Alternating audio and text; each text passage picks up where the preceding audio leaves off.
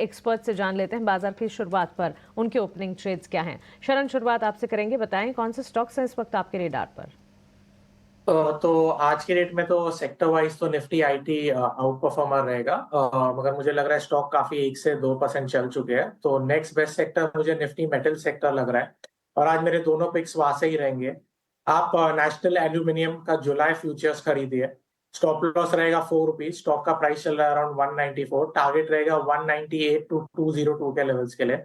और मुझे 194.50 के ऊपर एक काफी फास्ट मूव आपको आते हुए दिख सकता है, जो जहाँ से 50 पैसा ही है खाली।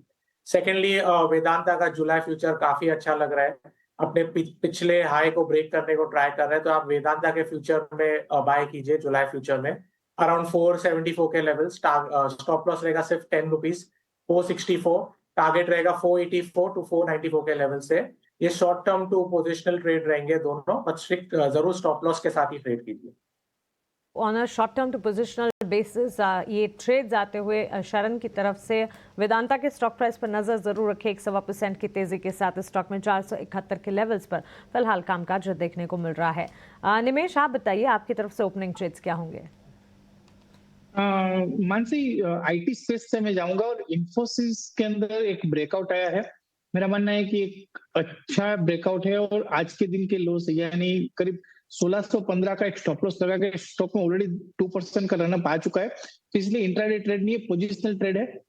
ये लेवल से बाय करना चाहिए 1615 का एक स्टॉप लॉस लगा के।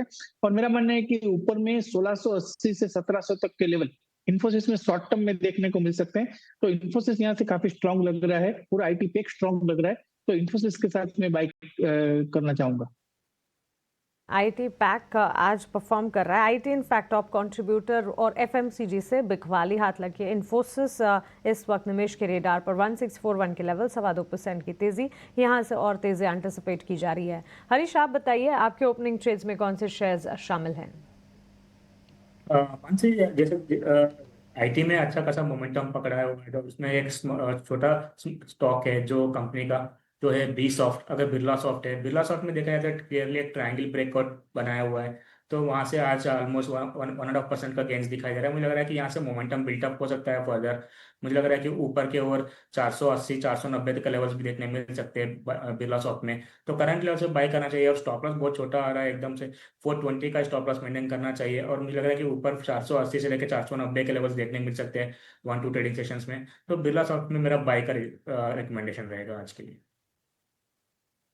रिकमेंडेशन इस वक्त हमारे तीनों टेक्निकल एक्सपर्ट्स की तरफ से उनके stock specific recommendation majority IT pack पर कन्वेक्शन और बढ़ता हुआ, क्योंकि यही सबसे ज़्यादा कंट्रीब्यूट करता हुआ स्पेस और अच्छी खासी तेज़ी के बीच मिड कैप आईटी और लार्जर आईटी प्लेयर्स पर खास तौर से नज़र रखेगा। और ध्यान रखिए रिजल्ट सीजन की शुरुआत भी आईटी मेजर टीसीएस से ऑन अ लार्जर फ्रंट होती हुई नजर आएगी, तो इससे ठीक पहले आईटी स्टॉक्स फोकस रेडार पर रहने ज़रूर चाहिए। मॉयल के चार्ट्स को एक बार देखते हैं। मॉयल में करीब 2.25% की तेज़ी इस वक्त नजर आ रही है और मजबूती के बीच ये स्टॉक इस वक्त ट्रेड करता हुआ न्यूज़ फ्लो है, और इसी के चलते हम देख रहे हैं क्या इम्पैक्ट आता हुआ मॉयल के चार्ट्स पर। कुछ डेटा स्ट्रक्चर्स आते हुए और उसका एक असर, शार्प अपसर्ज मॉयल में फिलहाल। शरण, एक टेक आपसे जानना चाहेंगे। पैटर्न काफी अच्छा है, प्राइस एक्शन काफी अच्छा है, हायर लो बनाते हुए चल रहा है। 400 के ऊपर एक काफी आप अच्छा ब्रेकआउट देख सकते हैं। अगर किसी पोजीशन बनानी है, मैं बोलूंगा 20 डे ईएमए का स्टॉप लॉस अराउंड 377 रख के आप लॉन्ग कर सकते हैं स्टॉक में। 400 के ऊपर काफी फास्ट मूवमेंट दिखाई दे सकता है। आपको टारगेट मिल सकता है 425 टू 450 के लेवल्स के लिए। ठीक है, शार्प चार्ट स्ट्रक्चर है, यहाँ से और ज़्यादा फर्दर अपसाइड जो है इसे एंटिसिपेट करके ज़रूर चलें। स्टॉक में मोमेंटम है और मोमेंटम के साथ लगातार कामकाज यहाँ पर। प्राइसेस जो हैं फेरो और केमिकल ग्रेड मैंगनीज के 2% से कंपनी ने बढ़ाए हैं। So product prices, raw material prices की जो खबर है उसका एक इम्पैक्ट है जो कि स्टॉक प्राइस पे देखने को मिला है। लेकिन निमेश, आपसे ये गैब्रियल इंडिया पर एक टेक ज़रूर जानना चाहेंगे, क्योंकि रीस्ट्रक्चरिंग प्लान के ठीक बाद in fact comprehensive scheme of arrangement रही कंपनी की। कल ये खबर आई थी और कल ही हमने देखा था 20% की सर्किट वहाँ पर लगी, और उसके ठीक बाद आज भी बाजार खुलने के ठीक साथ उस खबर का असर इस वक्त भी नजर आ रहा है। इस स्टॉक को अगर आप ट्रैक करते हैं, एक राय दीजिएगा। पिछले 5 सेशंस में जबरदस्त अपसर्ज गैब्रियल इंडिया में दिखने को मिले हैं। जिस मान से जिस तरह से चार्ट है अब ये टेरिटरी में कि यहाँ से आप बाई तो कर नहीं पाओगे क्योंकि ऑलरेडी सर्किट है, और अगर सर्किट खुलता है तो बाई भी करना नहीं चाहिए, क्योंकि अगर अगर आप देखें स्टॉक के अंदर जो रनअप आया था, अगर 23 जून को स्टॉक का प्राइस 585 के आसपास था और आज 1000 रुपीज के ऊपर जो है वो स्टॉक ट्रेड कर रहा है, तो यानी 10 सेशन के अंदर स्टॉक ने 100% अप ऑलरेडी दे दिए है।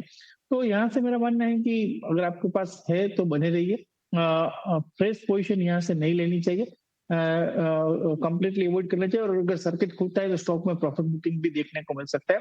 तो फिलहाल यही व्यू है कि ये स्टॉक को भी आप अवॉइड करके चल सकते हैं। यहाँ पे ऑफ कोर्स इम्पोर्टेंट व्यूज़ रहेगा। गैब्रियल का लगातार दूसरे दिन सर्किट आ रही है, ऑफ कोर्स यहाँ पे जो है रीस्ट्रक्चरिंग हो रही है और अब देख रहे हैं कि स्टॉक में भारी मोमेंटम भी आया है। लेकिन शरण, मेटल स्पेस पे जो है आपकी राय लेना चाहूँगा। One of the top sectoral index gainers भी है, एक ब्रेकआउट्स भी टेक्निकली जो है बहुत सारे काउंटर्स में देखने मिल रहे हैं। लेकिन इंटरेस्टिंगली एक बहुत इंपॉर्टेंट पॉइंट है, शायद इसका सेकेंड ऑर्डर इफेक्ट हो। प्रधानमंत्री नरेंद्र मोदी जो है बहुत सारे छोटे देश की जो अपने दौरे स्टार्ट कर रहे हैं, लेकिन जो सबसे इम्पॉर्टेंट बात है वो है क्रिटिकल मिनरल्स को लेके। 3-4 दिन से हम देख रहे हैं बहुत सारे PSUs के साथ क्रिटिकल मिनरल्स के जो MOUs है वो साइन हो रहे हैं और वो पब्लिकली एक्सचेंज में अनाउंस हुए जा रहे हैं। तो इसमें कुछ एक एंगल बन रहा है क्या मेटल्स को लेके? क्या देखिए, चाइना का डेटा अभी भी जो है डिसेंट है, बहुत अच्छा भी नहीं है बट मेंटेन करके रखा है, तो ऑफकोर्स वो मेटल का तो एक एंगल है ही। लेकिन शरण, ज़रा आप बताएंगे कि टेक्निकली यहाँ पे मेटल स्पेस में कौन से स्टॉक्स में एक अच्छी ब्रेकआउट देखने मिल रही है? मेटल एज अ पैक में आज एक मोमेंटम आया है और ऑफकोर्स कुछ HNI सेगमेंट्स में भी बाइंग आ रही है। तो शरण, ज़रा बताएं मेटल स्पेस में आपकी क्या राय रहेगी? तो शरद जी, काफी समय से मैं भी सुन रहा हूँ, तो माइनिंग को लेते हुए, रेयर अर्थ मैग्नेट्स को लेते हुए काफी कमी है इंडिया में, और अभी काफी फास्ट अप्रूवल्स मिल रहे हैं जिन्हें भी अगर माइनिंग और प्रोसेसिंग यूनिट डालना है रेयर अर्थ मैग्नेट्स को लेके। तो आपका फोकस मेरे हिसाब से मेटल स्पेस में नॉन फेरस साइड पे होना चाहिए।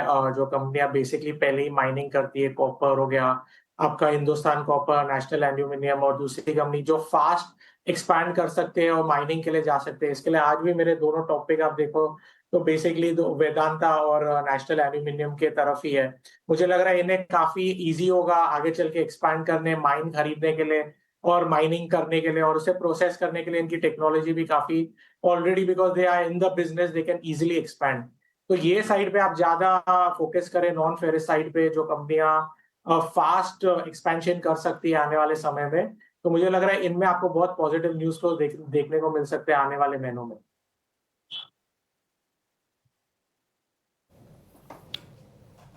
जी बिल्कुल। ऑफ कोर्स ऑटो आंकड़ों पे जो है ऑफ कोर्स नज़र रहने वाली है, एंड हमारे हेड ऑफ रिसर्च अभिषेक गावशिंदे जो है अभी जुड़ने वाले हैं।